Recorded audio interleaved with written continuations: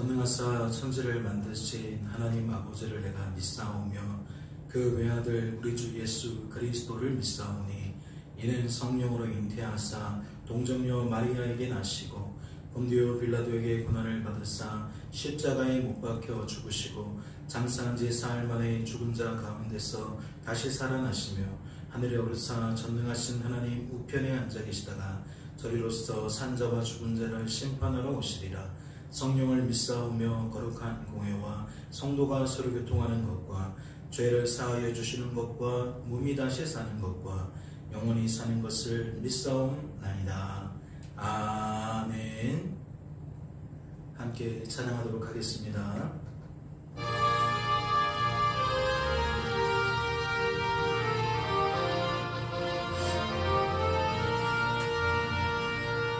자비한 주께서 부르시네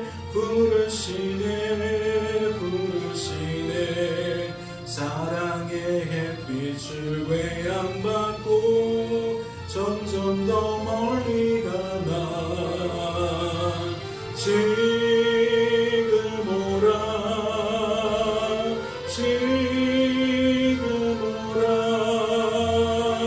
자비한 주께로 지금 곧 나오라.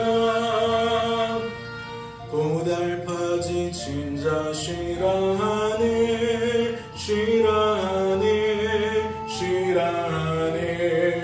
무거운 짐진 자 다 나오라. 쉬게 해주시리라. 지금 오라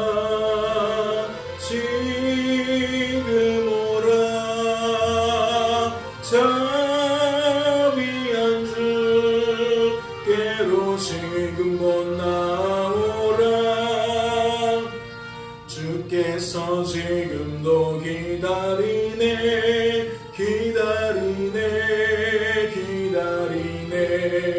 죄짐을 지고서 다 나오라. 어서 주 앞에 오라. 지금 오라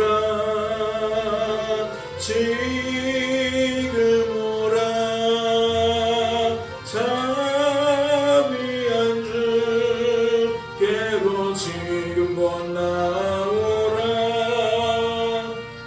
주님의 소리를 들어보라.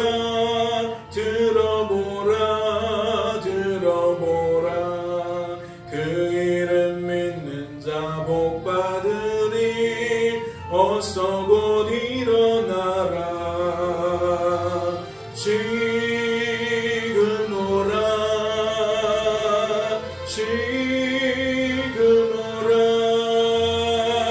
자비한 주께로 지금 곧 나오라.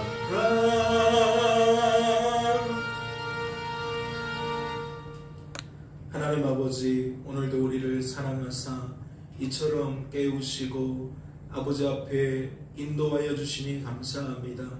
하나님과 교제할 수 있도록, 하나님께 기도할 수 있도록 이와 같이 인도해 주시니 감사합니다.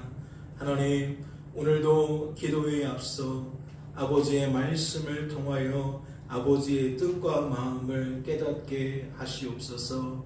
아버지의 뜻과 마음에 따라 우리의 생각과 감정과 의지가 변화되어지기를 원하고, 그를 통하여 하나님께 마땅히 구해야 할 것들을 구하기를 원하나이다. 주님, 총명을 주시고 분별력을 더하셔서 말씀을 통하여 이 세상 죄악된 소리들에 귀 기울이지 아니할 수 있도록, 세상 사람들이 구하는 것을 구하는 것이 아니라 하나님의 자녀로서 마땅히 구해야 할 것을 구할 수 있도록 주님 축복하여 주시옵소서. 주께서 우리를 붙들어 주실 줄로 믿고 감사드리며 이 모든 말씀 우리를 죄에서 구원하신 우리 구주 예수 그리스도의 이름으로 기도하옵나이다. 아멘. 오늘 살펴보실 하나님의 말씀은 신약성경 히브리서 10장 말씀입니다. 신약성경 히브리서 10장 말씀 함께 통독하도록 하겠습니다. 통독합니다. 율법은 장차 올 좋은 일의 그림자일 뿐이요 참 형상이 아니므로 해마다 늘 드리는 같은 제사로는 나아오는 자들을 언제나 온전하게 할 수 없느니라. 그렇지 아니하면 섬기는 자들이 단번에 정결하게 되어 다시 죄를 깨닫는 일이 없으리니 어찌 제사 드리는 일을 그치지 아니하였으리요. 그러나 이 제사 드리는 해마다 죄를 기억하게 하는 것이 있나니 이는 황소와 염소의 피가 능히 죄를 없이 하지 못함이라. 그러므로 주께서 세상에 임하실 때에 이르시되 하나님이 제사와 예물을 원하지 아니하시고 오직 나를 위하여 한 몸을 예비하셨도다. 번제와 속죄제는 기뻐하지 아니하시리니 이에 내가 말하기를 하나님이여 보시옵소서. 두리머리 책에 나를 가리켜 기록된 것과 같이 하나님의 뜻을 행하러 왔나이다 하셨느니라. 위에 말씀하시기를 주께서는 제사와 예물과 번제와 속죄제는 원하지도 아니하고 기뻐하지도 아니하신다 하셨고 이는 다 율법을 따라 드리는 것이라. 그 후에 말씀하시기를 보시옵소서. 내가 하나님의 뜻을 행하러 왔나이다 하였으니 그 첫째 것을 폐하심은 둘째 것을 세우려 하심이라. 이 뜻을 따라 예수 그리스도의 몸을 단번에 들이심으로 말미암아 우리가 거룩함을 얻었노라. 제사장마다 매일 서서 섬기며 자주 같은 제사를 드리되 이 제사는 언제나 죄를 없게 하지 못하거니와 오직 그리스도는 죄를 위하여 한 영원한 제사를 드리시고 하나님 우편에 앉으사 그 후에 자기 원수들을 자기 발등상이 되게 하실 때까지 기다리시나니 그가 거룩하게 된 자들을 한 번의 제사로 영원히 온전하게 하셨느니라. 또한 성령이 우리에게 증언하시되 주께서 이르시되 그날 후로는 그들과 맺을 언약이 이것이라 하시고 내 법을 그들의 마음에 두고 그들의 생각에 기록하리라 하신 후에 또 그들의 죄와 그들의 불법을 내가 다시 기억하지 아니하리라 하셨으니 이것들을 사하셨은즉 다시 죄를 위하여 제사 드릴 것이 없느니라. 그러므로 형제들아 우리가 예수의 피를 힘입어 성수에 들어갈 담력을 얻었나니 그 길은 우리를 위하여 항상 가운데로 열어놓으신 새로운 살 길이요 휘장은 곧 그의 육체니라. 또 하나님의 집 다스리는 큰 제사장이 계심에 우리가 마음의 뿌림을 받아 악한 양심으로부터 벗어나고 몸은 맑은 물로 씻음을 받았으니 참 마음과 온전한 믿음으로 하나님께 나아가자. 또 약속하신 이는 믿으시니 우리가 믿는 도리의 소망을 움직이지 말며 굳게 잡고 서로를 돌아보아 사랑과 선행을 격려하며 모이기를 피하는 어떤 사람들의 습관과 같이 하지 말고 오직 권하여 그 날이 가까움을 볼수록 더욱 그리하자.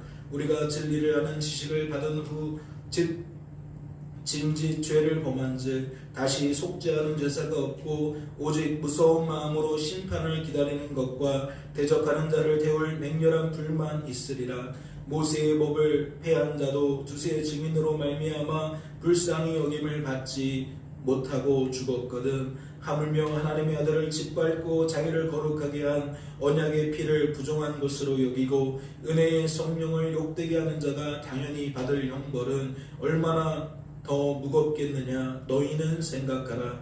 원수 갚는 것이 내게 있으니 내가 갚으리라 하시고 또다시 주께서 그의 백성을 심판하리라 말씀하신 것을 우리가 아노니 살아계신 하나님의 손에 빠져 들어가는 것이 무서울진저 전날에 너희가 빛을 받은 후에 고난의 큰 싸움을 견디어 낸 것을 생각하라. 혹은 비방과 환난으로서 사람에게 구경거리가 되고 혹은 이런 형편에 있는 자들과 사귀는 자가 되었으니 너희가 갇힌 자를 동정하고 너희 소유를 빼앗기는 것도 기쁘게 당할 것은 더 낫고 영구한 소유가 있는 줄 알미라. 그러므로 너희 담대함을 버리지 말라. 이것이 큰 상을 얻게 하느니라. 너희에게 인내가 필요함은 너희가 하나님의 뜻을 행한 후에 약속하신 것을 받기 위함이라. 잠시 잠깐 후면 오실 이가 오시리니 지체하지 아니하시리라. 나의 의인은 믿음으로 말미암아 살리라. 또한 뒤로 물러가면 내 마음이 그를 기뻐하지 아니하리라 하셨느니라. 우리는 뒤로 물러가 멸망할 자가 아니요 오직 영혼을 구원함에 이르는 믿음을 가진 자니라. 아멘. 할렐루야. 말씀을 통해 무엇을 깨닫게 되십니까? 말씀을 통해 하나님의 뜻과 마음이 무엇인지 분별케 되십니까? 오늘 히브리서 10장 말씀은 옛 언약과 새 언약을 비교하는 것처럼 구약의 제사제도와 예수님이 행하신 십자가의 대속의 사건을 비교하고 또 옛 율법을 따라 대제사장의 직을 감당한 자들과 영원한 대제사장이요 큰 대제사장이신 예수님을 비교하는 모습으로 말씀이 전개가 되고 있어요. 그래서 생소한 것은 아니죠. 히브리서에서 늘 예수님을 강조하기 위해 예수님이 어떠한 분이신지를 드러내기 위해 이와 같은 구도로 말씀을 끊임없이 서술해 왔기 때문에 생소하지는 않을 것입니다. 그래서 전반부에 있는 내용들을 잠깐 언급을 해드리자면 가장 대조를 이루는 것은 무엇입니까? 옛 율법의 시대에 행하여지던 제사 제도는 매번 반복이 되어야 했다라는 것을 강조해요. 그리고 예수님께서 십자가의 대속의 사건을 통해 행하신 그 일은 단번에 즉 일회적으로 행해졌다라는 것을 강조합니다. 이는 무엇을 드러내기 위함이죠? 옛 제사는 죄를 없이 할 수 없기에 매번 죄를 기억나게 하는 용도로서 반복이 되어지지만 예수님은 그 단 한 번의 제사를 통해서 즉 예수님이 스스로 제물이 되어서 하나님께 번제와 속죄제로 올려지는 그 단번의 모습을 통하여서 우리의 죄를 완전히 사하시는 우리의 죄를 완전히 도말하시는 그러한 일들을 행하셨다는 거예요. 그러니까 우리에게 무엇을 강조하는 거죠? 옛 언약이 율법이 폐하여지고 이제 새로운 언약이 즉 예수 그리스도를 통해서 죄사함의 길이 열려졌다라는 것을 강조하고 있는 것입니다. 그래서 이러한 내용을 가지고 말씀이 어떻게 전개가 되는지 19절부터 같이 살펴보도록 하겠습니다. 그러므로 형제들아 우리가 예수의 피를 힘입어 성소에 들어갈 담력을 얻었나니 그 길은 우리를 위하여 휘장 가운데로 열어놓으신 새로운 살 길이요 휘장은 곧 그의 육체니라. 무엇을 강조하는 겁니까? 성막, 그 성막 속에서도 가장 깊은 곳에 있고 가장 은밀한 곳에 위치했던 그 성소와 지성소를 이야기하고 있는 거예요. 이 성소와 지성소에는 누구만 출입이 가능합니까? 유일하게 대제사장만 출입이 가능해요. 그런데 그 대제사장도 수시로 들락거리는 것이 아니라 1년에 단 한 번만 하나님께 자신을 정결하게 하고 그 다음에 숨죽이며 조심조심해서 들어가는 곳이었습니다. 그런데 오늘 말씀을 보니까 무엇을 강조하고 있죠? 예수 믿는 사람들은 예수의 피로 말미암아 날마다 뭐 한다는 거예요? 담대하게 성소에 들어갈 수 있게 되었다라는 거예요. 과거의 율법에 속한 그 제사 방법 속에서는 그 율법에 속한 자들로서는 감히 그곳에 쉬이 들어갈 수 없는데 특정한 특별한 사람만 들어갈 수 있는데 이제 예수 믿는 사람들은 구분이 없이 누구든지 하나님 앞으로 담대히 나아가게 되었다라는 거죠. 그러면서 무엇을 강조하는 겁니까? 곧 예수께서 우리에게 이와 같이 새로운 길을 열어주셨다. 길이요 진리요 생명이라고 말씀하신 그 예수님께서 바로 이와 같이 십자가 대속의 사건을 통하여서 우리에게 길이 되어주셨고 진리가 되어주셨고 생명이 되어주셨다라고 강조를 하고 있는 거예요. 그리고 이어지는 말씀을 보니까 21절입니다. 또 하나님의 집 다스리는 큰 제사장이 계심에 우리가 마음의 뿌림을 받아 악한 양심으로부터 벗어나고 몸은 맑은 물로 씻음을 받았으니 참 마음과 온전한 믿음으로 하나님께 나아가자라고 되어 있어요. 조금 전에 예수님을 통해 하나님 앞으로 나아갈 수 있는 담력이 우리에게 부어졌다라는 것을 강조한다면 이제 예수님을 통해 우리에게 무엇이 회복되어졌다? 우리의 마음이 회복되어졌다. 특별히 양심을 거론하고 있죠. 우리가 마음의 뿌림을 받아 예수의 보혈이 우리의 마음의 뿌림을 받아 악한 양심으로부터 벗어나고 즉 죄라는 것의 흑암의 권세에서 우리가 벗어나게 되어졌다라는 얘기를 하는 거예요. 그리고 몸은 맑은 물로 씻음을 받았다라고 이야기를 합니다. 그러니까 마음이, 양심이, 몸이 어떻게 되어졌다? 회복이 되어졌다. 무엇을 통해서? 예수 그리스도께서 십자가에서 우리를 위해 흘리신 그 피로 말미암아 우리가 그와 같이 무너져 있던 것이, 어그러져 있던 것이 회복이 되어졌다라고 강조를 하고 있는 거죠. 그래서 예수 믿는 사람은 어떠한 마음이 되어? 참 마음이 되어져요. 그리고 이어지는 말씀을 보니까 온전한 믿음으로 하나님께 나아가자라고 이야기를 하고 있어요. 그러니까 예수님께서 하신 일이 나에게 어떠한 역할을 해주는지, 어떠한 효력을 발생시키는지 제대로 알고 제대로 믿고 하나님 앞에 담대한 마음으로 나아가자라는 거예요. 율법에 속한 자는 율법의 기준에 들지 못해서 죄책감 속에, 두려움 속에 하나님께 나아가는 것을 꺼릴 수밖에 없어요. 내 죄가 하나님 앞에 들통나면 우리의 생명은 멈추게 되어진다는 것을 알기에 본능적으로 우리는 율법에 속한 자로서 하나님 앞에 담대히 나아갈 수가 없다라는 거예요. 만약 율법에 속한 자로서 하나님께 담대히 나아간다라는 것은 무엇이 무너졌기 때문에 그래요? 양심이 무너졌기 때문에 그래요.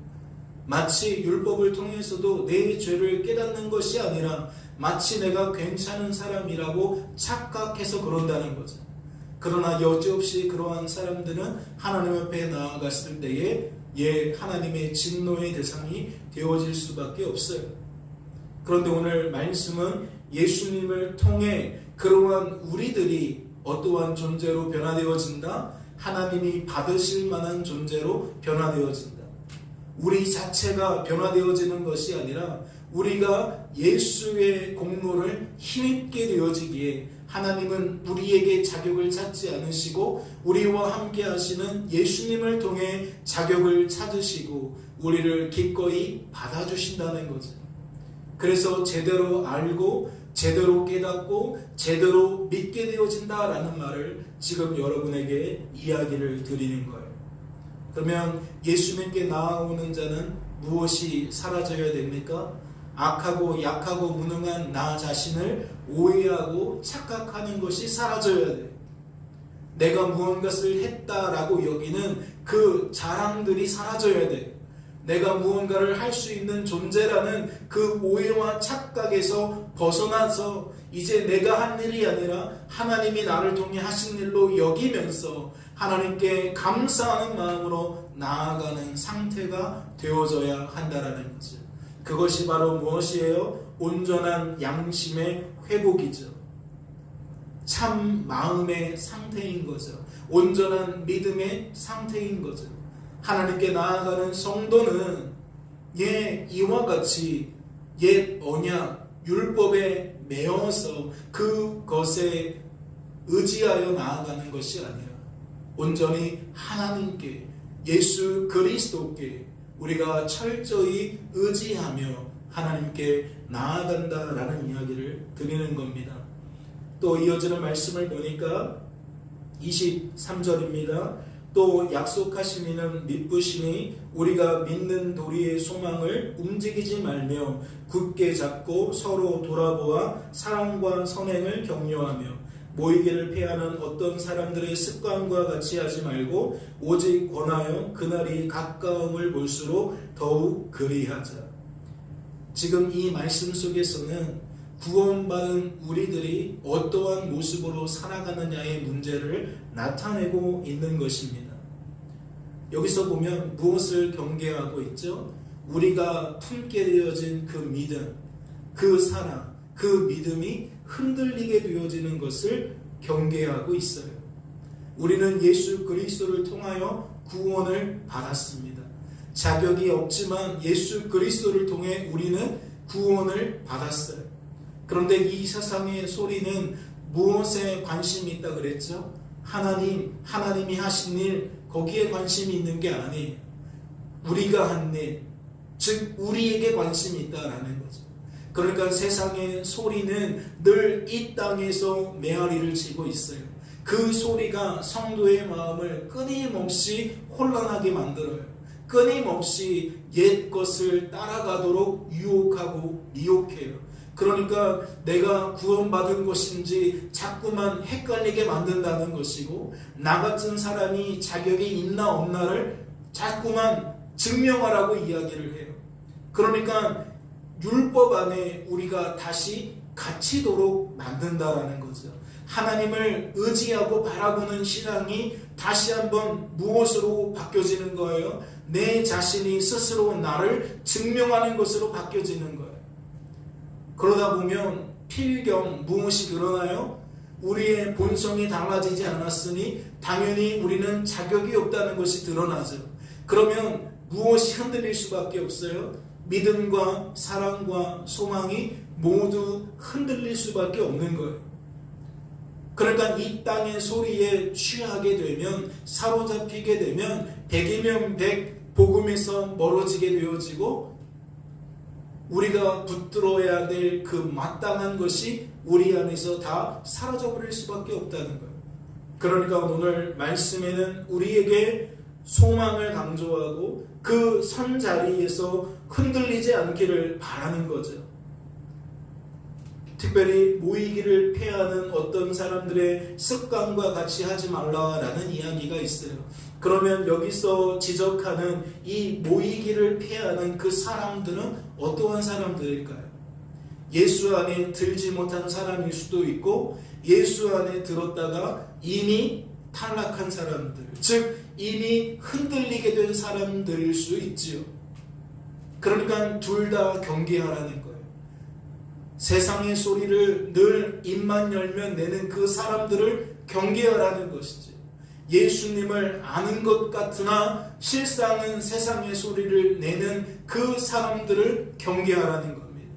오직 복음으로 사는 자들은 복음의 소리를 내야 하는데, 그렇지 않은 자들과 더불어 살아갈 수밖에 없는 우리의 이 삶의 현장 속에서 성도된 우리들은 흔들리면 안 된다는 거죠.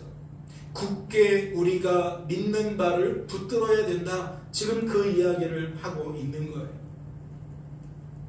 우리가 이 땅을 살아가면서 수많은 도전은 이미 각오된 상태 아닙니까? 믿음의 선한 싸움을 싸우라는 주제를 가지고 우리가 주일 예배와 수요 예배 시간에 벌써 5차례나 살펴보지 않았습니까? 이러한 말씀들 잘 생각해 보면, 곰곰이 되짚어 보면 성도에게 필연적이라는 거예요. 우리가 악하고 약하고 무능해서라고 설명할 수도 있지만, 또 우리 안에 계신 하나님이 기꺼이 우리를 그 자리로 내모신다는 거죠. 이는 무엇을 위함입니까? 영생을 취하게 만드시기 위함입니다. 구원받은 우리들이 성도로서 보존되어지고 성도다운 삶을 살게 만드시기 위해 하나님은 끊임없이 믿음의 선한 싸움을 우리로 내몬다는 거죠. 그래서 붙들어야 될 것이 내가 아니라, 사람이 아니라, 환경이 아니라 하나님이라는 것을 하나님은 끊임없이 우리들에게 알려주신다는 이야기예요.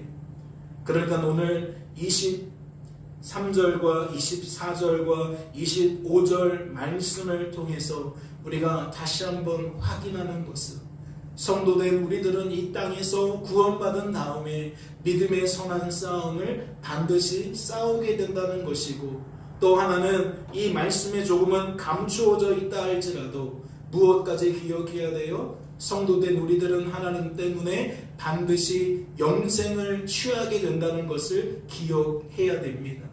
이어지는 말씀도 볼까요? 26절입니다. 우리가 진리를 아는 지식을 받은 후 짐짓 죄를 범한즉 다시 속죄하는 제사가 없고 오직 무서운 마음으로 심판을 기다리는 것과 대적하는 자를 태울 맹렬한 불만 있으리라. 모세의 법을 폐한 자도 두세 증인으로 말미암아 불쌍히 여김을 받지 못하고 죽었거든. 하물며 하나님의 아들을 짓밟고 자기를 거룩하게 한 언약의 피를 부정한 것으로 여기고 은혜의 성령을 욕되게 하는 자가 당연히 받을 형벌은 얼마나 더 무겁겠느냐 너희는 생각하라.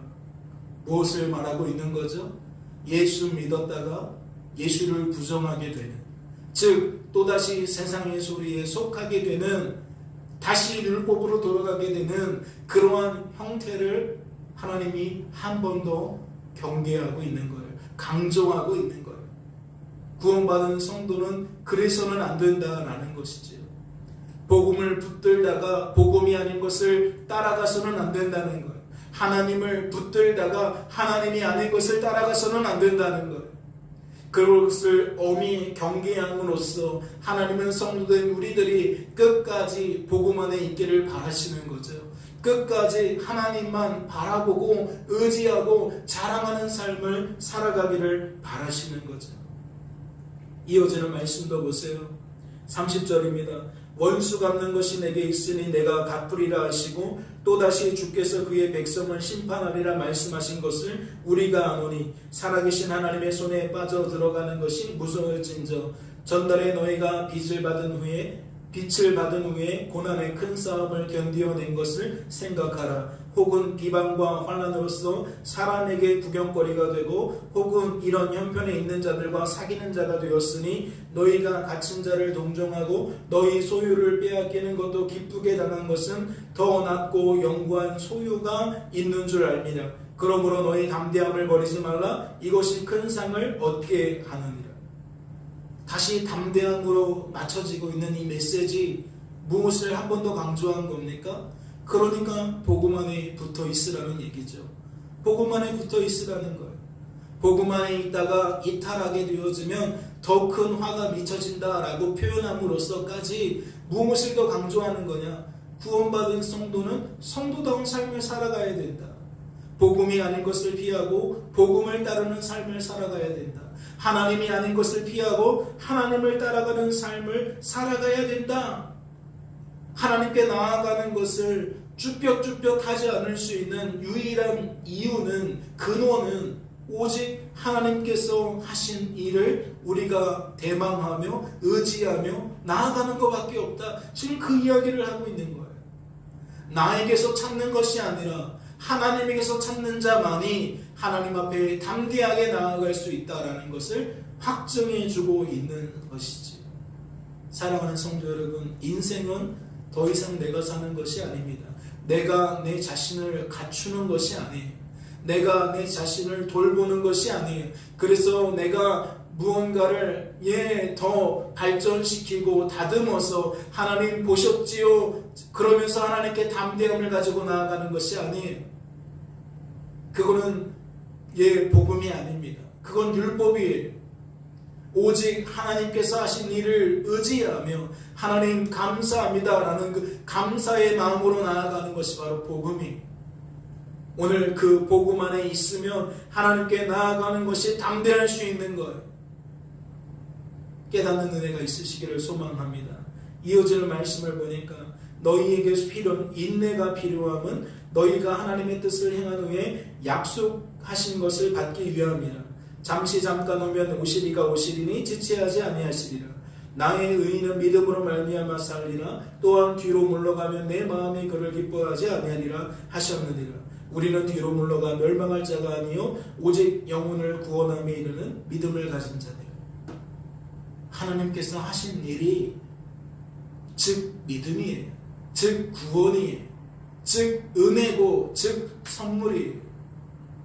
하나님께서 하신 일을 성도는 이미 누리고 있는 거고 누리고 있는 상태에서 더 누리게 되는 거예요. 그런데 무엇을 경계하고 있다고요?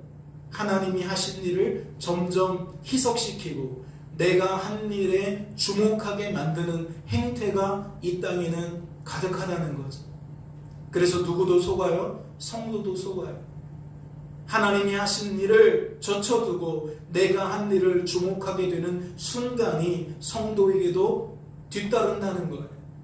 그러니까 그것을 경계하고 또 경계함으로써 우리가 붙들어야 될 것은 예수님이다. 예수님이 하신 일이다. 이렇게 1장부터 지금까지 계속해서 말씀을 서술하고 있는 거죠. 사랑하는 성도 여러분, 복음과 복음이 아닌 것, 즉 복음과 율법의 차이는 내가 존재하느냐 내가 존재하지 않느냐와 일맥상통해요. 나라는 존재를 악하고 약하고 무능한 존재로 여기며 나의 구원이 나의 성도됨이 온전히 하나님께 달려있음을 깨닫고 인정하고 바라보는 고백하는 그 삶으로 우리는 나아가야 됩니다. 과거에 속한 자들처럼 옛 언약에 속한 자들처럼 우리가 뒷걸음질 쳐서는 안 된다는 거죠. 우리가 행할 수 있는 의는 오직 예수 그리스도의 의밖에 없어요. 즉 하나님께서 나를 통해 행하신 의밖에 없어요. 오늘 우리들이 기도하는 것도 이 하루를 살아가며 사랑과 선행을 통해 우리 주변 사람들을 돌볼 수 있는 것도 이건 다 나의 의가 아니라 내 속에서 역사하시는 하나님의 의예요. 혼동해서는 안 된다라는 거죠. 악하고 약하고 무능한 나라는 존재를 결코 혼동해서는 안 된다는 거예요. 의지할 바 없는, 의지할 대상이 될 수 없는 나라는 존재를 이제 내려놓고 무엇 해야 된다? 전적으로 하나님만 바라보고 의지하고 자랑해야 된다. 그것이 복음의 핵심이에요. 오늘도 기도하실 때에 나의 생각이 무엇에 사로잡혀 있는지를 점검하시고 이 하루도 복음으로 채운 바 되어서 복음으로 말하고 복음 안에서 행할 수 있는 저와 여러분 되어지실 수 있기를 주님의 이름으로 소망합니다. 잠시 기도합니다. 하나님 아버지 감사합니다. 복음이 무엇입니까? 율법이 무엇입니까? 새 언약이 옛 언약이 어떠한 차이가 있습니까? 우리가 구원받는 것은 나에게서부터 출발합니까? 하나님에게서 출발합니까?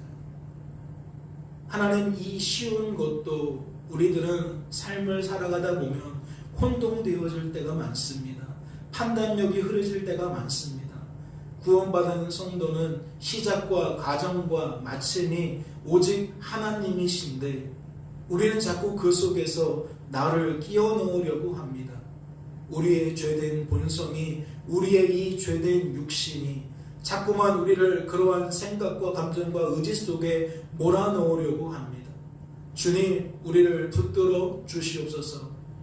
과거로 돌아가지 않게 하여 주옵시고 이제 구원받았으니 구원받은 자들처럼 말하고 행할 수 있도록 주께서 친히 역사하여 주시옵소서.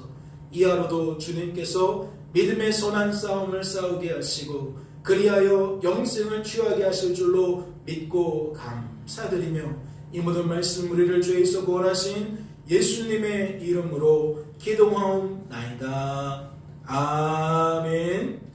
하늘에 계신 우리 아버지여 이름이 거룩히 여김을 받으시오며 나라의 마옵시며 뜻이 하늘에서 이룬 것 같이 땅에서도 이루어지이다. 오늘날 우리에게 일용할 양식을 주옵시고 우리가 우리에게 죄 지은 자를 사하여 준 것 같이 우리 죄를 사하여 주옵시고 우리를 시험에 들게 하지 마옵시고 다만 악에서 구하옵소서. 대개 나라와 권세와 영광이 아버지께 영원히 있사옵나이다. 아멘.